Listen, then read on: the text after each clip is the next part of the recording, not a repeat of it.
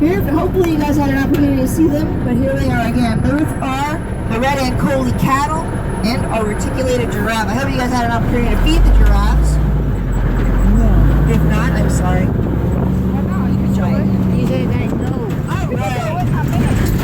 We're going to head on over here. Now, this first animal that we're going to see is this white animal. I will watch it on the ground. That is the addax. Alright, the addax is a desert nomad, and we have some baby addax. That baby is no longer in the grass, but you can look around and see if you see any tiny little baby white things walking around. But the addax is actually the one that was mistaken for the unicorn. Now, if we pass by, you'll notice that their horns actually mirror each other, which when you look at them completely in profile, it looks like they have one horn sticking out of their head. But we all know that unicorns actually have rainbow tails and manes, and when they walk around, they leave glitter. These over here are the white-tailed gnu. The white-tailed gnu were almost extinct in the wild, but through conservation and with places and zoos like Great Adventure, you guys were able to reintroduce them. We have some baby gnus right there. They're the new gnus. Over here we have the Barbary sheep, or the, anybody know? Oodad. So we have some male oodads right over here. At the end of the safari, you'll be able to see some females and baby oodads. Some more opportunities in the addax or the unicorn.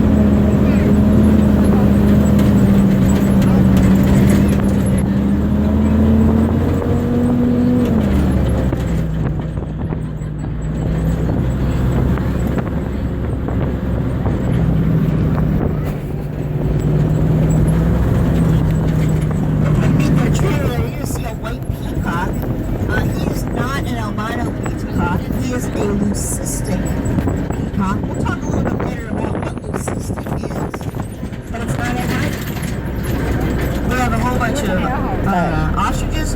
Now, ostriches are from the Aratype family. In the beginning of the safari, you actually saw the rhea. The rhea is the cousin to the ostrich.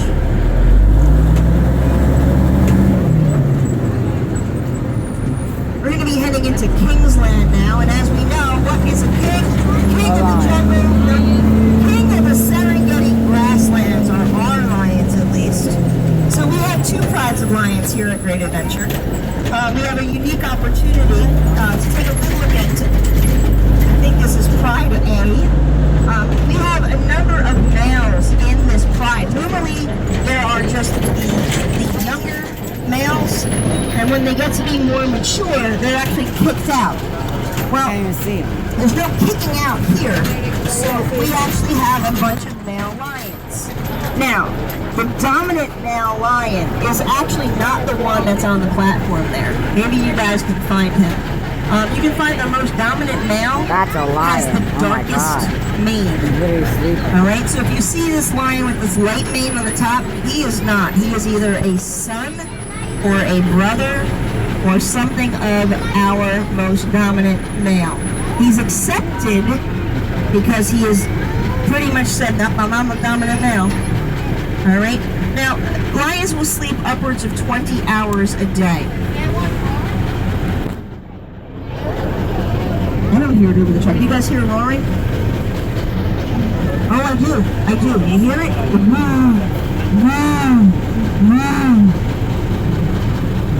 You might be coughing up a hairball too, I'm not really sure. But that is definitely roaring. Thanks, Janet. I didn't hear it over the truck. So anyway, so the lions sleep upwards of 20 hours a day. Now, the male lion is not the one that does the hunting. The male lion stays at home and he protects the pride, sleeping. And then the female is the one that goes hunting. Now, the female is only successful about 1 out of 4 times. But when she does come back, the male is the one that eats first, she then eats second, and then any of the scraps are left for the cubs. We're going to be heading into Black Bear Ridge, where we're going to see black bears. What now? Now, black bears are opportunistic omnivores, meaning they will eat pretty much anything, especially are from New Jersey, you know the black bears love garbage, and they love anything that you throw out. And that means that they're taking the opportunity to eat whatever you don't want to eat.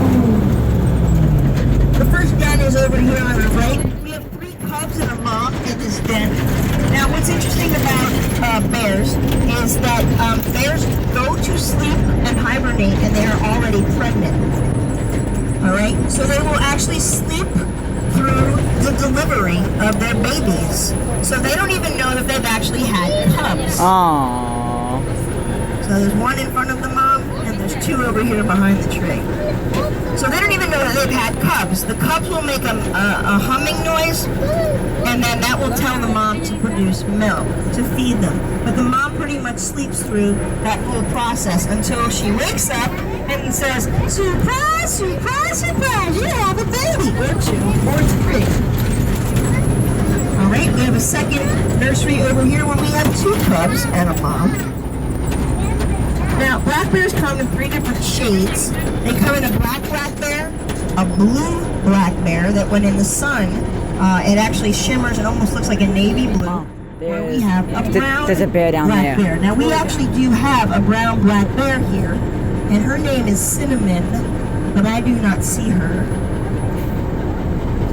But you would see her right away if you did, because she's kind of cinnamon colored. She's like light brown, like orange and light brown. Now over here we have their lake.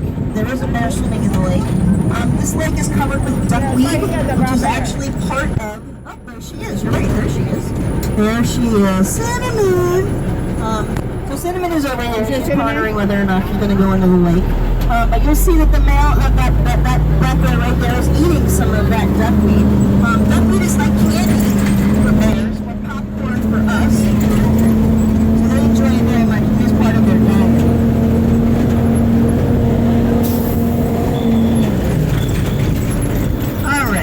So now we have another better look at the greater kudu. Greater kudu is an antelope species. And like I said, they definitely have horns. And like I said, you can tell the most dominant male and the most older males because again, they have that 2.5 turns in their horns. We also have Chilean flamingos and sacred ibises. The Chilean flamingos are pink because of the crustaceans that we feed them. But you'll also notice the sacred ibis are actually turning pink. They are sacred ibis. They're supposed to be black and white, but because they're also eating the food from the Chilean flamingos, are also turning pink. Here we have Tararosis, which means land bear, and in this case, it's the land of the brown bear. All right, so now you guys all stopped off at Camp Aventura, and I hope that you saw the 2 little brown baby bears. There are moms actually in this first enclosure that are so hairy and needs to be clipped. I don't know if you can see them or not. Right there. Nope. Oh, yep, one right there. That's one of the moms of one of those cubs. The next one over here is its own little thing. Here we have a female and a male cub. One is in the water. Huh? One is in the water. Yep. Yep. I can't tell if that's the baby. That might be the other female. This might be the mom, the brother, and the other female. But this is a nursery. Like I said, we're all the grasses. There are actually 2 bears in there, and those are the moms of the 2 bears that are up at camp. Now I want you to take a good look at those guys, and then take a look at these guys. These guys are about 4 years old, and these guys over here are about 4 years old. They're up there in the back. The mom is right here. She's like, oh, I'm so hot. All right. So brown bears are also opportunistic omnivores. Brown bears actually get to be upwards of between 600 and 800 pounds, much, much bigger than the black bear.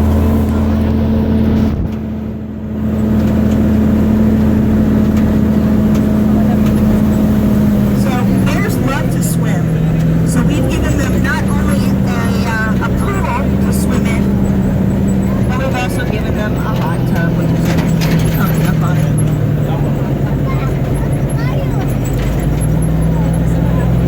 So now in this pool, the bears have accumulated all kinds of exciting things. There's a hubcap that they took from when we were a drive-through safari in sometimes you'll see them play with the hubcap. They'll put the hubcap on their head. They'll toss the hubcap around. They grab the turtles and they'll throw the turtles around. They also throw the, there you go, Winnie the Pooh, Winnie the Pooh, swimming in the hot tub, Winnie the Don't see him. All right. Got him. So now this last section over here is very, very special. We have two bears in there that are very special to us. And if you've been through our off-road safari over the last few years, then you've heard this spiel already before. But we have Spot and Scarlet. Now, I told you earlier that bears are pregnant when they go into hibernation, if they are pregnant. But they're pregnant usually before they go into hibernation. They go into hibernation and they have the babies. Now, Spot and Scarlet are very special to us. Spot and Scarlet are not brother and sister, but they are den mates. So we had a huge snowstorm about 6 years ago, and both of their moms were sharing a den. And as you know, if you're from New Jersey or this area, we could have a huge, huge snowstorm, and then 2 or 3 days later, it gets warm, and all we have is slush. Well, that's kind of what happened to Spot and Scarlet. Spot and Scarlet were tiny, tiny little brand new bears. Their moms were sleeping because they were in hibernation. And Spot and Scarlet, because we had that thaw, were in jeopardy of either freezing from sitting in the slush or drowning or both. There's the white-tailed deer. White-tailed fallow deer. It happens sometimes. Anyway, so they were in jeopardy of drowning and freezing to death. So our veterinarian went in without waiting for the two moms and took the baby bears. Now, however, because the moms were sleeping, they didn't know that they had babies. So it was no big deal for that to come in and take the babies and then not worry about them too much. But we had to hand raise them for the first 2 years of their lives. So now that they're almost 6 years old, they are 6 years old, going on 7 probably this week. We're hopefully going to be able to introduce them back into the swath of bears as grown-up bears. This area that we just went through is our conservation area. In 1974, We got when we opened 2 up more the to go park, to. we promised then Governor Brendan Byrne that we would set aside a special area just for conservation that we would talk about. So this would be what New Jersey would look like if our houses didn't exist or anything. It would all look like swamp and all kinds of stuff like that. You know, as a Didgeridoo Pass, here we are in Australia. Didgeridoo Pass is sponsored by Outback. I don't know why it's sponsored by Outback because all the kangaroos that I know eat it. Oh, that was kind of... Alright, we passed a velociraptor. Here's some more velociraptors. These are emus. They were actually the model for the velociraptor in the first Jurassic Park movie. Oh my god. And they were used because they looked like they would bob their heads and stuff like that the same way that the velociraptor did. Now over here we have some Canada geese and some black swans. However, what we have here are red kangaroos. Now the males are